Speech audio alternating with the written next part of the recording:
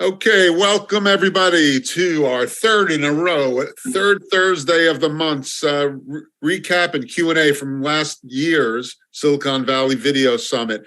We've got an exciting lineup today of the folks you heard on stage, and if you couldn't be there, you're going to get an interesting peek at what they talked about during those tight 30 minutes at the Computer History Museum last January 26th. We had a lot going on that day. It was a busy time. These guys crammed a lot of great thoughts and great ideas into 30-minute program, and we figured we'd give them some more time in the virtual world to answer your questions, stir it up a little bit more, maybe update everybody. So I'll welcome Erik Weaver in a moment. We got a lot of people who've been behind us in our attempt and our efforts to build a community of video and broadcast professionals in the Silicon Valley area. And ASG has been a really important partner of ours. Many of you know them. Many of you probably have worked with them, for them. I've got Amy Lounsbury, who's here. They're going to run a job fair at the end of the show. So if you're looking for work, you want to learn a little bit more about what we've got going, Amy's got a conversation for you. And Amy, take it away. Thank you. Here's our slide here. So the conversations were great. There's a lot of networking that happened at the live event. And so Marty and Dave Enhoy thought, well, why don't we continue the networking along with the education? So what we've done is we've created a virtual job fair. We did our first one last week. It was fantastic. We got to know a lot of you. We've got about 30 positions open right now. We have new positions opening all the time. So we have a breakout room, and I have directions down here at the bottom. It's super easy. Once the session wraps, please go into that room and get to know us. We've got Carlos and Savannah in there. Carlos on managed services, and we've got Savannah, who's one of our recruiters. Get to know us a little bit, find out what it's like to work at ASG. Let us get to know you a little bit, and you never know. So thank you so much, Marty. Hey, thank you, Amy, and thanks for being a great partner, and thanks for helping out those who are looking for work. We're about to start. Michael, thanks for setting this up. Erik, you want to take it away? It's your show. All righty. Thank you, Marty. I got to say, the smartest thing I do is find the smartest people around. And that's what you got here today. You got some of the best people across the board on the industry, people that I've gotten an opportunity to engage with and work with on multiple projects. So let's go ahead and start off. And I'm going to go with the man with the coolest background, which is Noah Kadner. And Noah, can you talk about or define for this audience as the grounding piece, what is OSVP or in-camera VFX? It's basically what everybody I think is kind of fascinated about as a kind of corollary, a subset of virtual production, which is when we put a giant LED screen behind the actors and project game engine footage to it in real time, and essentially are able to make visual effects that used to require a green screen and a post-production phase to be done completely live in front of camera, which, as you can imagine, is chock full of benefits. That's a great description. So one of the big trends I've seen over probably the last year is that these solutions are starting to be built more and more towards a particular clientele. So for example, cinematic might be different than broadcast, might be different than maybe corporate video or other things. Does anybody want to talk about how corporate video might be a little different than a cinematic client? I can point at you, Zach. Sorry. I just wanted to, I was carefully unmuting myself so I didn't do it in the wrong way. I think with the corporate clients, there's sort of like that extra, I guess, branding kind of aspect to it. I mean, with the film and episodic or anything you're kind of doing for a pre-tape, there's sort of a focus on the moment and the particular shot, where I think with more of the corporate shows that we're doing, they tend to be more on the live broadcast side. And they also, there needs to be kind of like an additional care taken on kind of the flow of how the whole thing sort of works. You're also going to have a lot more input from folks who are like a little more adjacent to necessarily the production workflow than you would normally encounter, say, like on a film. And like, that's not a bad thing. It's just that like you need input from like the marketing department, the sales department to make sure that the logo is of a certain size, a certain place at a certain time, sort of thing. Like there's kind of specific requirements to that. So with all that kind of in mind and like the endless iterations that come with that, I think that from a corporate standpoint, you find that you are versioning a lot on sort of what might seem by some as more of a mundane sort of thing, which is kind of a weird way to say it because I don't want to like minimize the corporate work. It's just that you can get real obsessive about like, is this the company's official blue and how is that being, conveyed to the volume or the AR and how do those things, match? Because they really do matter in a very significant way. Very cool. Any other people have experience with the boundaries? I know, Jay, you've worked on a multitude of types of projects. Yeah, I mean, I would echo what Zach says and also kind of reinforce the idea that it really is a different focus, right? When you're working on like a film, an episodic or anything like that, you're really focused on the art of the frame and you're really trying to get all of the details right there. Whereas on a corporate shoot, you're really looking more at taking care of your talent because those talents might be your boss, right? So looking at more about your flexibility, looking about the clarity of your information, looking about the pre-production, pre-planning to make sure that everything goes smoothly and that those valuable minutes aren't wasted on set. It is, I mean, as we know, just a different kind of workflow entirely. Yeah, so I think you're stepping into another area that I think is very valuable. What are kind of those critical pointers, which we kind of discussed in the prior live event? I don't know who was at that and who wasn't, but I'd love advice from this whole group on what are the things that you should really begin to look at or understand before going to one of these kind of on-set virtual production or in-camera VFX shoots. I'll open that to the group. Yeah, I think one of the things as you're guiding a client, especially a corporate one, through the whole process is that the goal is to, some of what you're doing is fairly complicated from a technical standpoint. I mean, in just terms of like, you start throwing around like, well, we're simulating parallax in a full 3D environment, game engine sort of thing. And like, you start to sound like buzzword. And so like kind of coming off of what Jay was mentioning in terms of like your client also being your boss in some ways, or like the subject matter being the boss, is there's almost this sort of show within the show element, which I think occurs at different levels on all types of production, because you want to exude a confidence that you're that everything is moving, and while it might not be going to plan on every given moment, you are moving towards that larger goal. And I think that's sort of like doubly needs to be reinforced, because I would say with corporate events, there can be the danger of a lot of people nodding, and what they're nodding, they're actually just saying, I hear you. They're not necessarily, and I understand. And so and that's no fault of anyone involved, but you have to just be very clear about like, and again, you're not trying to talk down to people. You're not trying to like give them these like, well, if you don't do this, it's going to be like horrible in this way. But you want to let people feel empowered in a thing that they may be very detached from in terms of their experience, right? Because like, I think if anyone here has ever tried to everyone run a corporate show with like PowerPoint, doing presentations, it is surprising sometimes people's inability to even understand how that works. And so imagine, scaling that up to this level of complexity. But I think there are ways to sort of like usher people through that sort of whole experience. I think that we've actually gotten better at like subcategorization almost, right, Zach? Yeah. When we started, it was just, are you doing the virtual productions, right? And now it's more, are you doing ICVFX? Are you doing XR? Are you doing multicam? Are you doing single cam? Are you looking for like more cinematic, like depth of field shots or more broadcast style?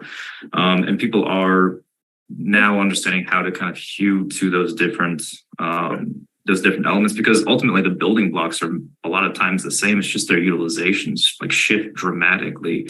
And I've been in positions where the actual end client wanted something more broadcast, but we loaded for cinematic, and at the end of the day, the product ended up good, but the workflow itself had a couple of stops and starts.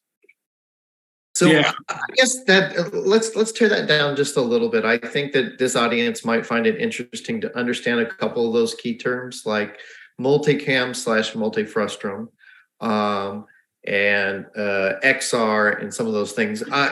Noah or Koina, do you want to dig into any of those? I mean, I've been giving Jay and Zach some time here, so I don't know if one of you two want to. Oh yeah, I can take that. I mean, sure, I can take that one. I mean, basically, the challenge with kind of cinematic virtual production or in-camera VFX is that everything is kind of addressed to a single camera because the what is on the screen needs to be tracked to that camera, which we call the frustum, which is essentially a 3D world that perfectly matches up with what the camera would be looking at if the background were a three-dimensional thing and not a flat screen. And so corporate videos, I think in general, are a little more accustomed to the idea of easy multicam, where they might do a close-up, wide view, moving camera, and kind of shoot it more like a news show. And so when you tell them that everything kind of has to be geared around a single camera, maybe that's a little bit of a downside. Although there are ways we are getting better and better at finding ways to incorporate multiple cameras. It just adds a layer of complexity, which of course corporate clients get a little squirrely on sometimes. So I think that's a challenge we will overcome as we go, and the technology is getting better and better for bringing in multiple cameras without a compromise in the visual quality or the complexity of the setup. So, I think it's one of those things where this is such a new workflow in general that we're just kind of teasing out those use cases and figuring out where it breaks for corporate and where hopefully new workflows and technology can kind of address that. So I'll give you another good example of this.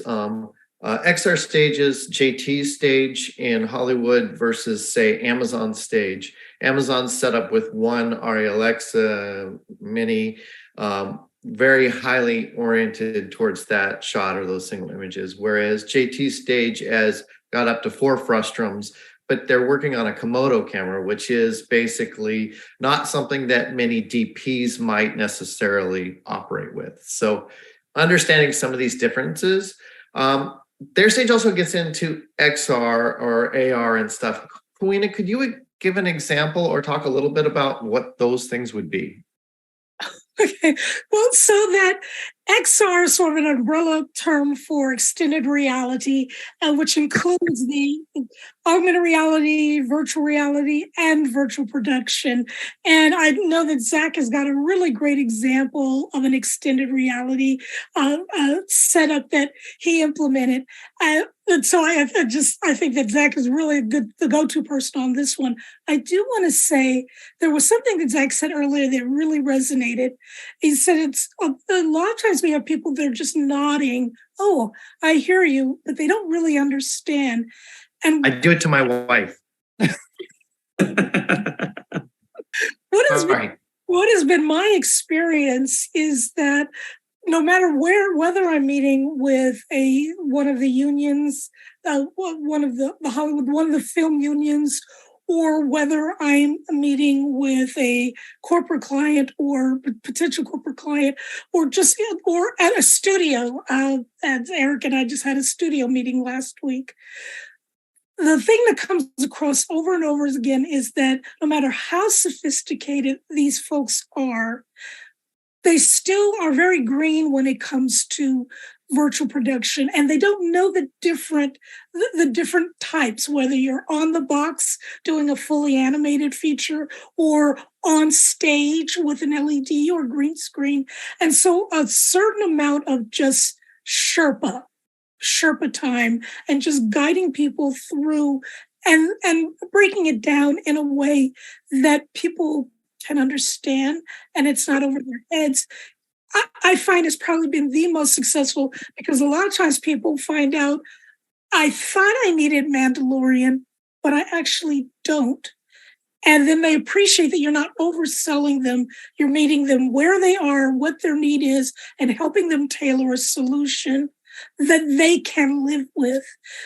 So in terms of XR, I also teach XR, teach virtual reality and augmented reality in addition to virtual production.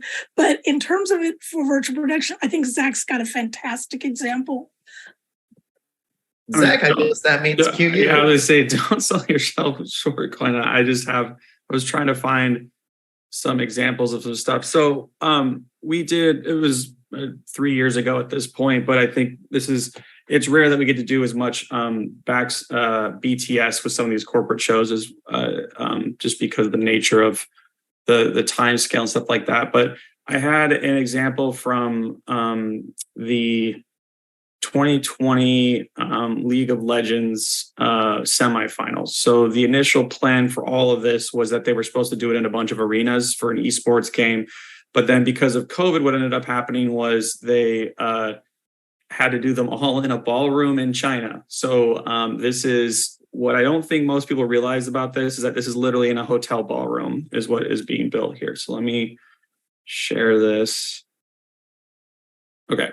So on the left, what you're going to see here, can you see my mouse? Or yes. Yeah. Okay, cool. So this is a 3 LED walls. I believe it's like 2.8 mil. There's an LED floor, obviously. And then what you can't see really up here because it's so dark is there's a bunch of RE sky panels sitting up here. And then this is just open to the sky or to the roof of the building. So we were actually putting in XR thing in front of these lights to kind of hide them. And that's why you won't see much on this clip, but there was scenic elements put into this to help try to hide that blend.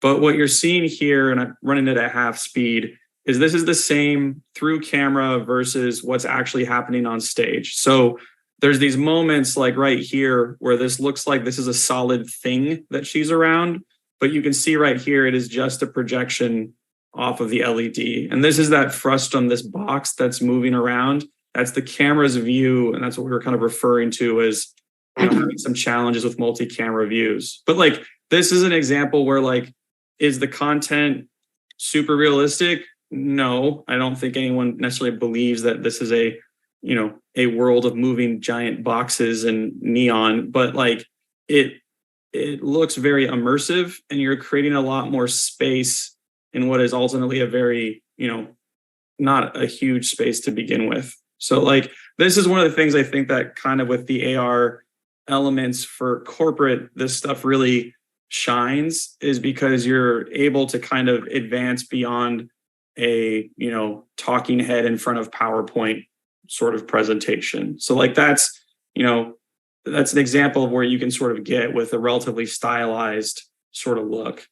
Obviously not all shows require that, or they may require a different version, as Jay was mentioning, like a more cinematic thing, because I would consider that a much more like broadcast sort of look. But I think that's an example of kind of being able to step one step beyond the like sports broadcast stage where it's clearly, a very sort of contained area. But that particular show did have multicam.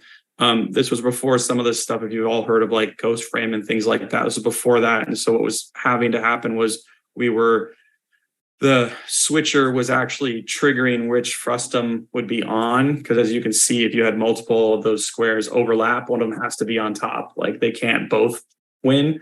The problem with doing that is that from the moment that you hit the button, because there's delay inherent in the system because of the camera tracking going on, there's a delay from when you would hit the button for taking to the new camera to it actually switching, because it has to make sure everything's sort of lined up.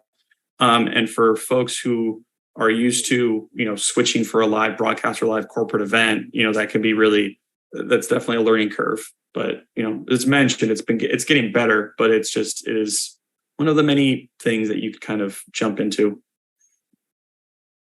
Yeah, so I guess I'd say that before you jump into any of this, that I would definitely take more of an overview of what technologies are out there.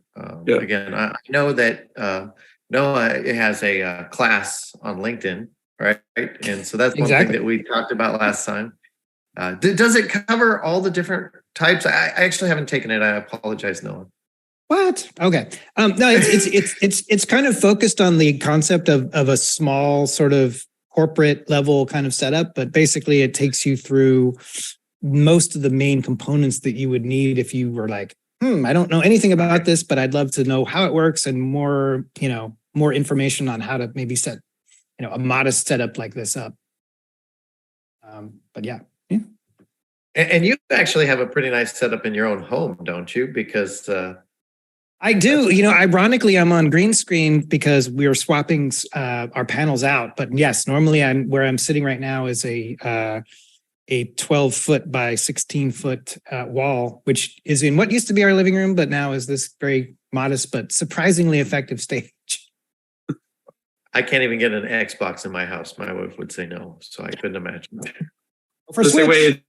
12-foot high ceilings or 16-foot high ceilings? Because that sounds insane either way. That's amazing. It's 12 foot on the ceilings. There, okay. It's funny. It's we would have built it bigger, but it is within inches of the ceilings and the walls, so it's packed in there. I definitely have your power and heating and cooling bill right now. We did, it's funny you should mention that. Heating actually it works out because we're up in San Francisco, it gets cold. So we sometimes turn the screen on just to get warm. Great. It doesn't get too hot. And then we did have to add a few extra 20 amp circuits in order to take up. It's only 48 panels though. It's not bad. I think at maximum we're hitting like, maybe somewhere around 4,000 watts. Sounds like a lot, but it's not much when you think about some of these bigger stages. Wow. I got to say I'm impressed. That's so cool.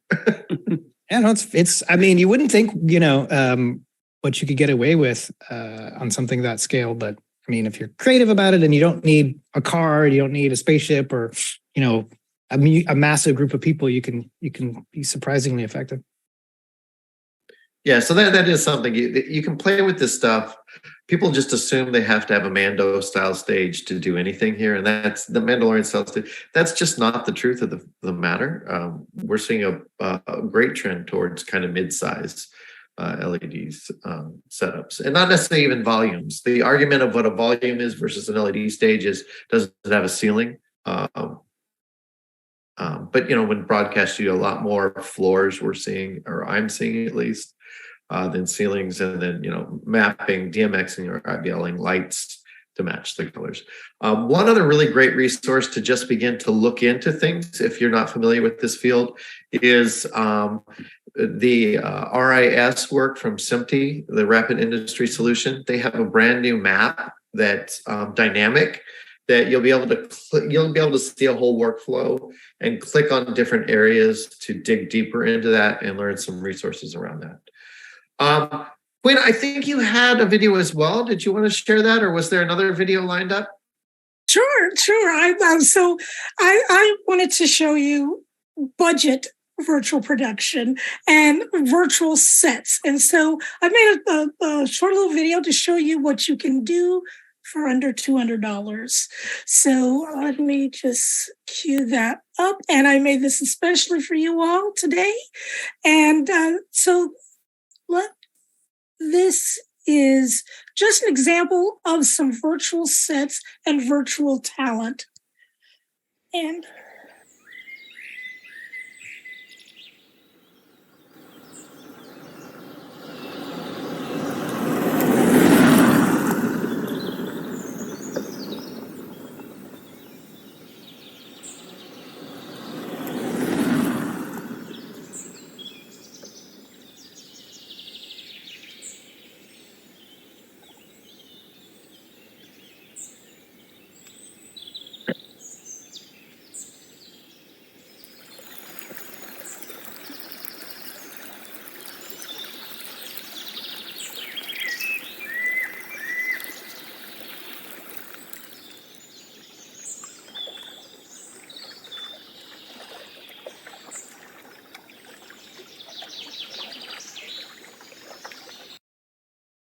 what you see here is this. These are items that I got off the Unreal Marketplace, and I put this together last night for you all.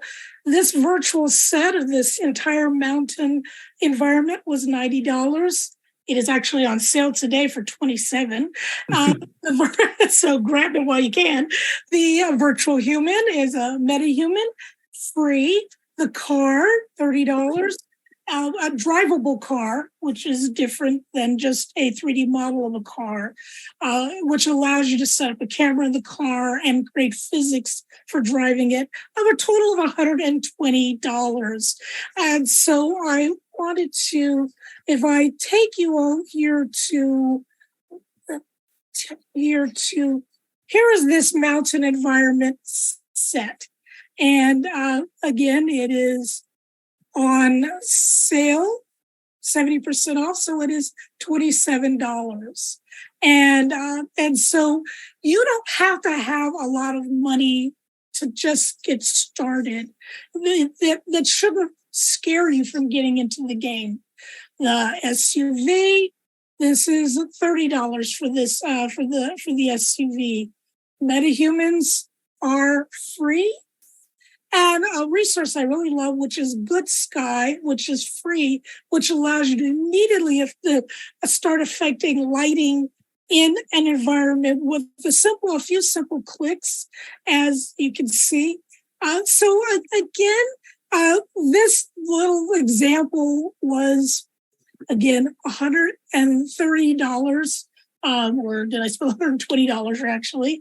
But again, an easy way to get in, because Unreal, a lot of stages use Unreal for virtual production, from previs to actually running running the walls.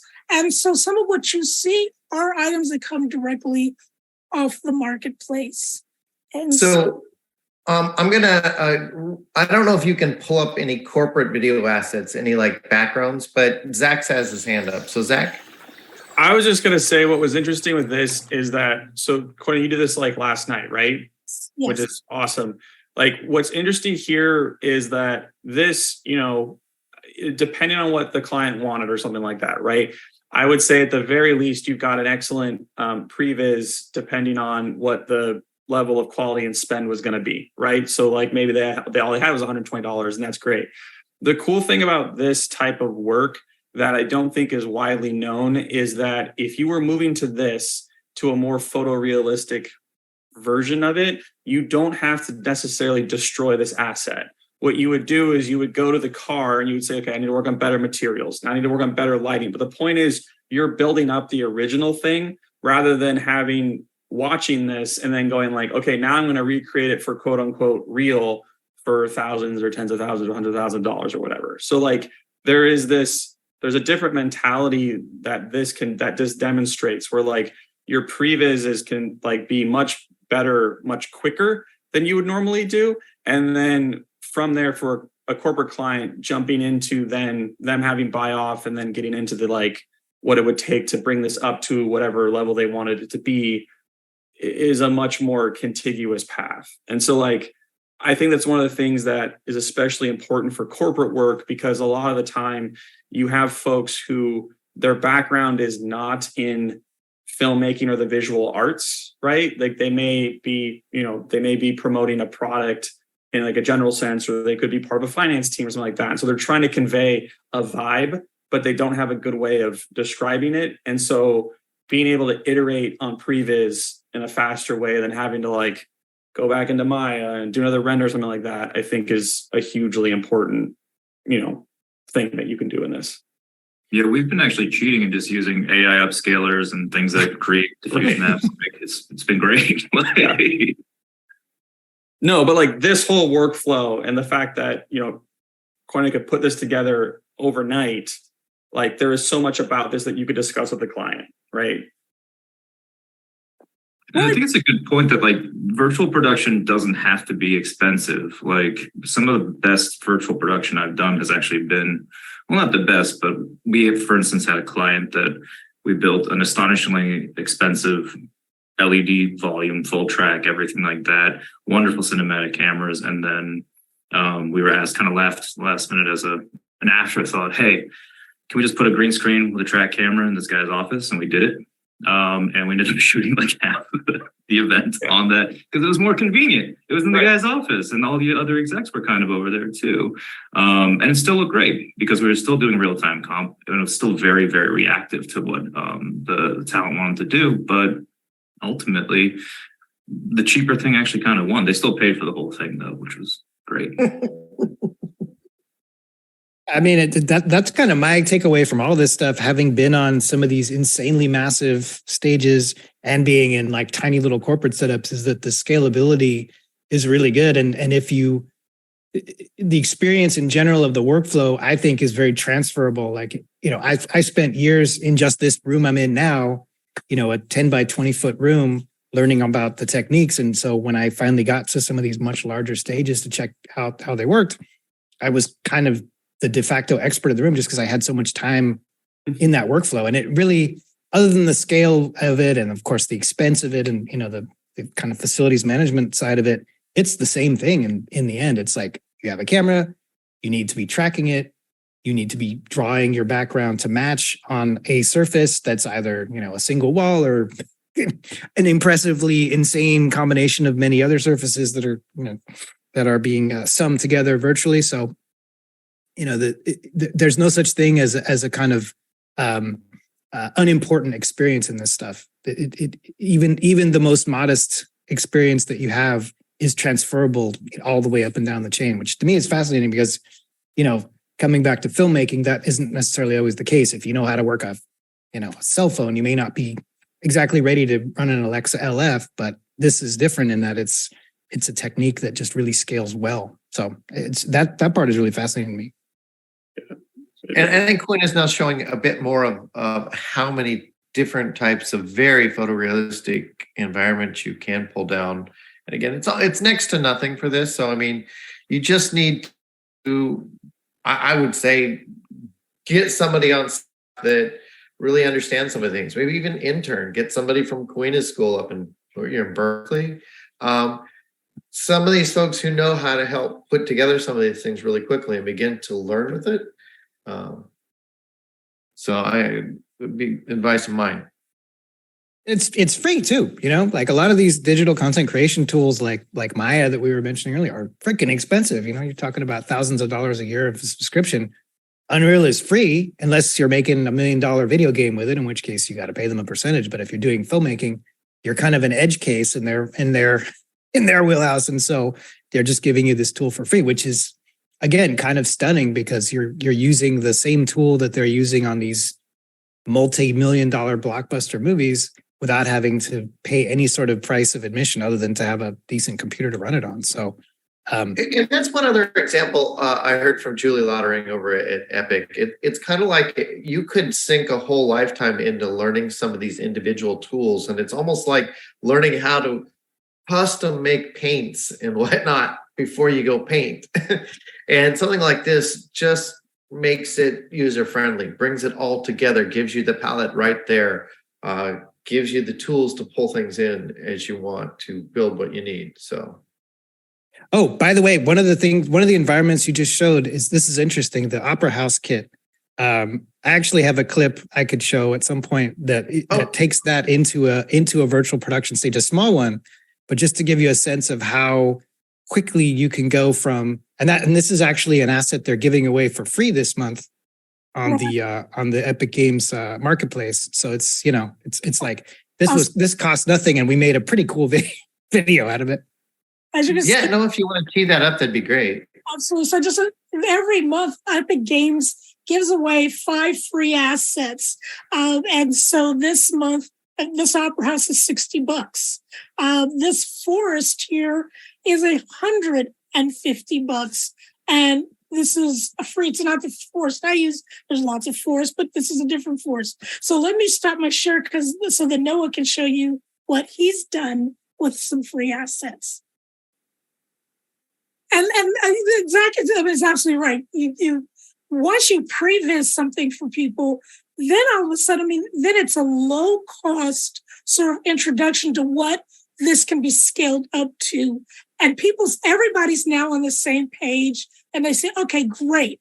I really would like you to put a Porsche in there instead of a Jeep, but this is good now. And this reduces the round tripping from back and forth. This reduces cost, it reduces schedules, it reduces overhead, and reduces confusion. So that by the time you're investing $1 million or a couple $100,000, no one is saying, that's not what we wanted. Everybody is on the same page, and so it reduces friction. And Noah's going to show you just what he did with some free stuff. Well, and to piggyback on in a second, they might still say that's not what we wanted, but at least you have a good like visual paper trail now. You'd be like, well, we had this, you signed off on this, remember this? And they're like, oh, yeah, you're right. Okay. Okay, so let me show this clip. So this is cool. So just to set the stage, this is on a volume that's a single wall with a very slight curve to it. That's about 20 feet by 11 feet. So let me see. Optimize for video clip, share side. Okay, does everybody see this guy? Yes. Okay, so let me just hit play on this clip. This is, handheld camera, just a guy in front of a screen with some matching lighting. And of course, some post sound, but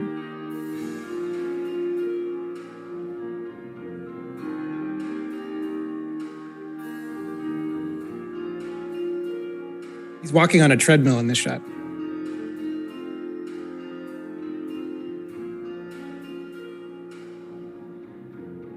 Again, this is all in a very small room, but, made to look quite a bit more impressive.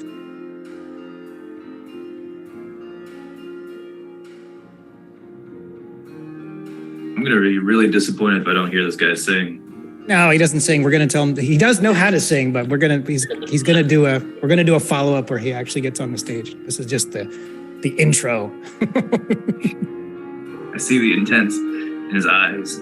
Totally. He's like, I should be on there.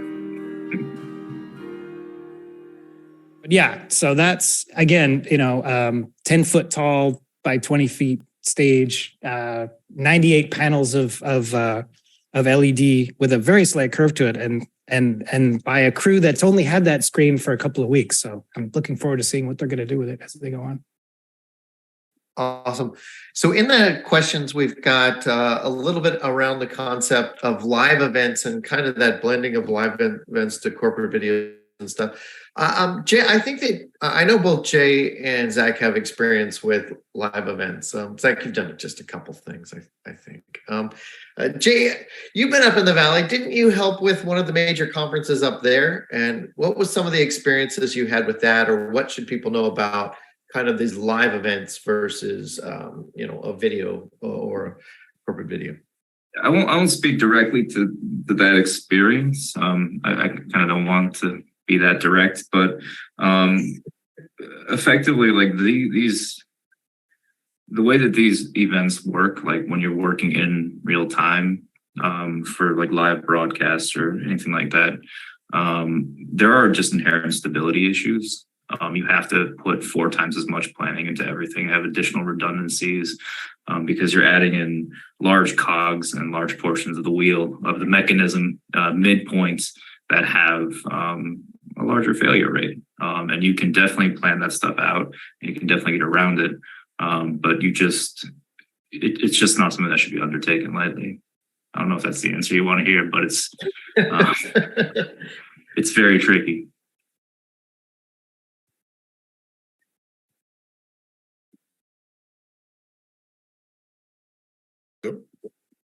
Zach, I don't hear your voice. Is that just me? I muted because I was clicking places. That was me.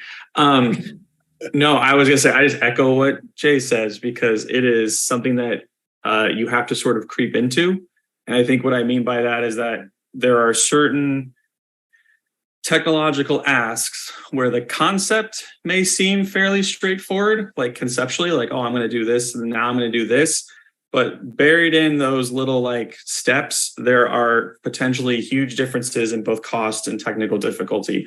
And, that's part of the challenge as a vendor to a client, is you don't want to like shut them down, but then you also just want them to be aware that's like, you choose to do this, you are opening a box into this next level of, potential risk. And but sorry, you're gonna say something, Jay?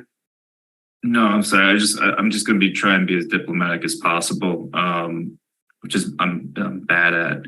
Just because you saw it on a demo or somebody told you it works doesn't mean it actually works all the time and when used in anger. Like, it really is. Sometimes these things only work long enough to get the demo video out, and these workflows need additional testing. From like a more story point of view, I think there's also something to be aware of is that, like, you have to ask the question of what is your live audience there for? Because for like a broadcast show, they are really a set piece, because your actual audience is the people who are watching the actual stream. And so having an awareness of who the actual audience is and what is entertaining for who. I have this one just real quick example that's just from that same League of Legends, but it really shows you the difference in terms of what you saw on the broadcast versus what you saw in the room. And to my knowledge, I don't think this has any sort of touch up on it, which is why there was probably a lot of praying going on in the background when this was live to air. But so what you're seeing here is, so there's those lights I was talking about. So watching this camera move, like if you're in the room, you're seeing the top. If you're looking through a monitor, you're seeing the bottom. So there's a lot of missing information in the room. Like, you're not seeing any of, who the players are and things like that.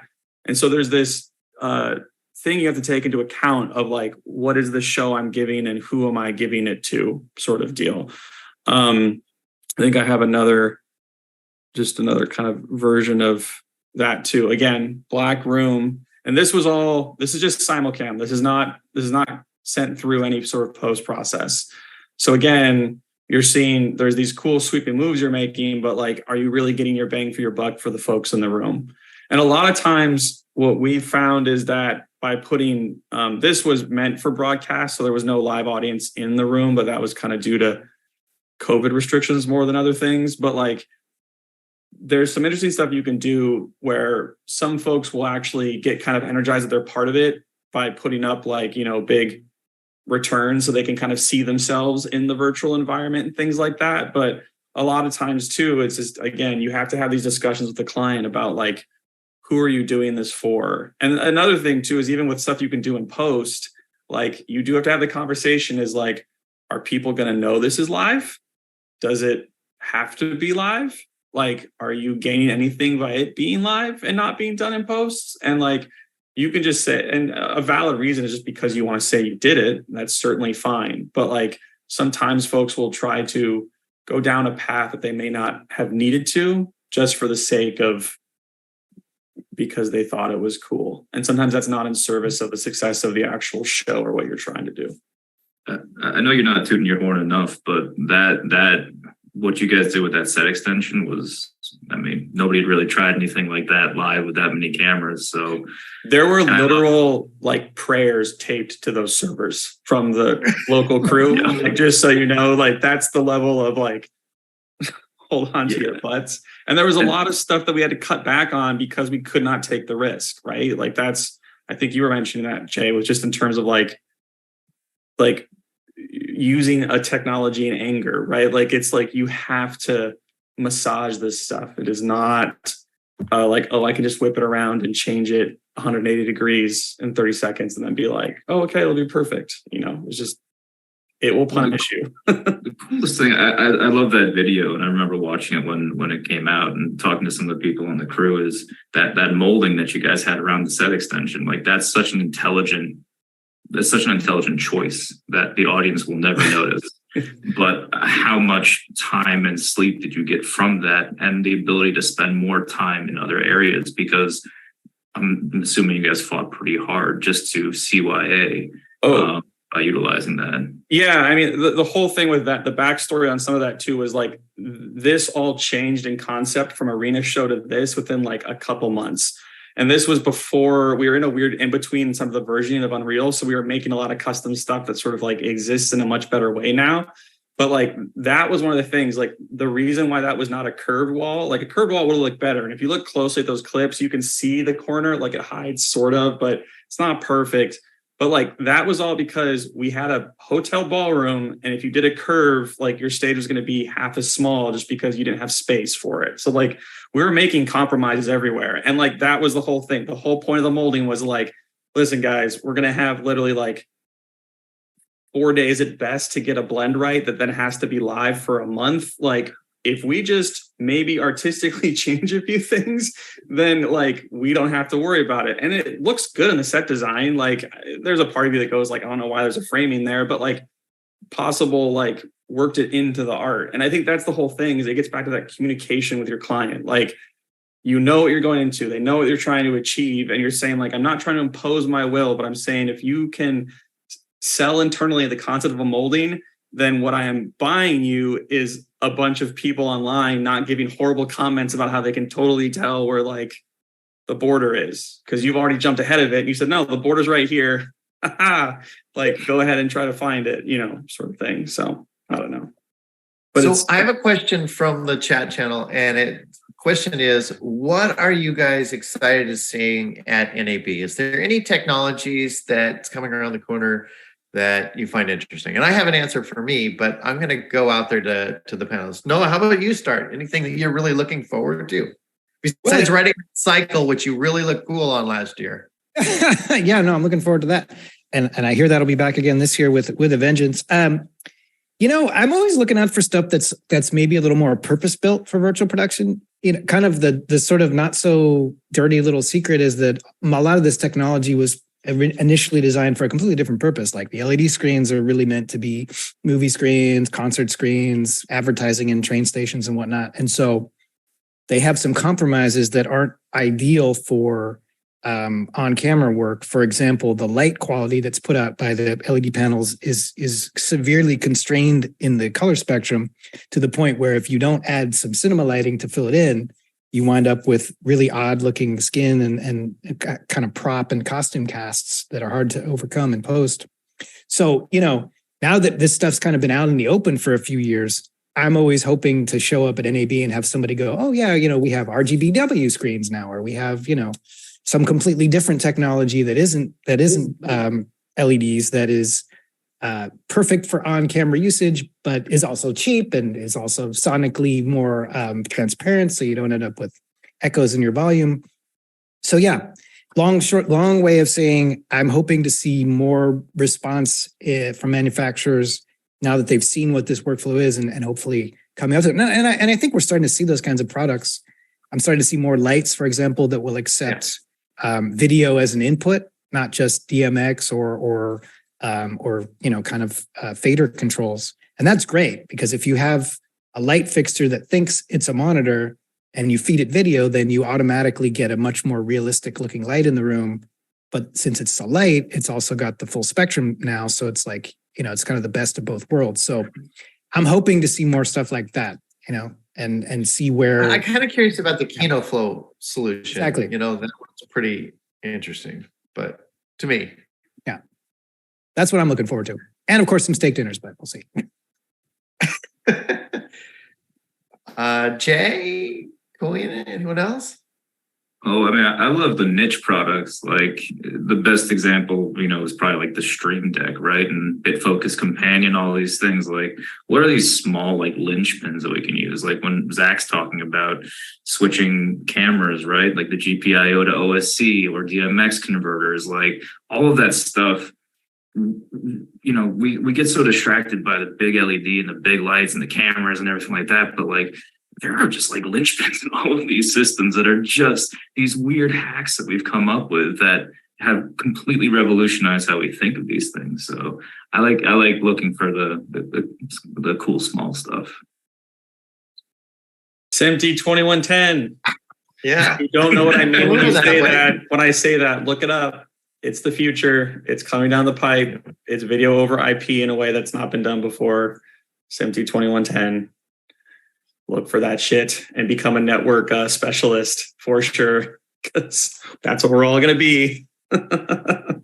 Please, we can't. All right, we can't. Wait, anything to close out? I don't think you're going to NAB, but what would you be looking for? Well, what's on my horizon would be cameras with depth sensing with depth sensors inside of them. So, we saw the T265 IntelliSense camera from Intel that is being put on robots that can do tracking in depth, and we're seeing that in an enterprise and iterations of that. I want to see the Red, the Ari, the cameras, and not just an iPhone that's got a true sensor in it, because then we can really start to do some cool stuff in XR and augmented and virtual production. It will really change the landscape, and some real color science solutions. ML, machine learning, generative AI, computer vision. But let's just start with some depth sensors in cinema cameras. So, Awesome. Erik, what's the best party at NAB? You always know that. What's the best invitation? So I'm not going to give the best party away, but we're going to have a booth there. We're going to put up a little mini LED volume and bring some wonderful experts out to talk on it.